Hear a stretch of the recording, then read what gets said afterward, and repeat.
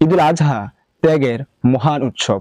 এটি শুধুমাত্র পশু কুরবানির নয়, বরং এটি আত্মত্যাগ, ঈমান এবং কি তাকওয়ার এক অনন্য প্রতীক। আল্লাহ তাআলা বলেন, তাদের রক্ত, গোশত কোনোটাই আমার কাছে পৌঁছায় না, বরং পৌঁছায় তাদের তাকওয়া।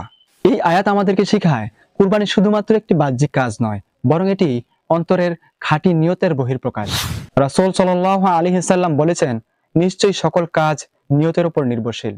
সুতরাং কুরবানির প্রস্তুতি শুরু হোক একটি খাঁটি নিয়ত দিয়ে, আল্লাহ তাআলার সন্তুষ্টির উদ্দেশ্যে।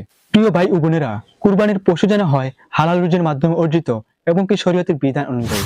আল্লাহ তাআলা বলেন, হে ঈমানদারগণ, তোমরা উত্তম ও হালাল জিনিস থেকে খাও। রাসূল সাল্লাল্লাহু আলাইহি ওয়াসাল্লাম কুরবানির পশুর প্রতি সহৃদয় আচরণের নির্দেশ দিয়েছেন। তিনি বলেন, তোমরা যখন কুরবানি করো তখন তোমরা ভালোভাবে করো, পশুকে কষ্ট দিও না। পশুকে খাওয়ানো, পানি দেয়া এবং কি ছায়া দেয়া এগুলো ইবাদতের অংশ।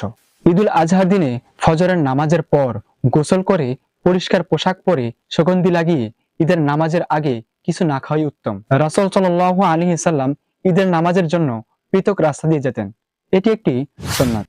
পশু জবাইয়ের পর তার গোশত 3 ভাগে ভাগ করা, আত্মীয়, দরিদ্র এবং কি নিজের জন্য। এটি একটি ইসলামের সৌন্দর্য। তাকওয়ার চর্চা যেন কুরবানির পরেও আমাদের মাঝে অব্যাহত থাকে। প্রিয় ভাই ও বোনেরা, কুরবানির মাধ্যমে শুধু রক্ত নয়, আমাদের লোভ, অহংকার, অন্যায়কে জবাই করি। আল্লাহ তাআলা আমাদের সবাইকে ঈদুল আজহার প্রকৃত শিক্ষা অনুধাবন করে জীবনে বাস্তবায়নের তৌফিক দান করুন।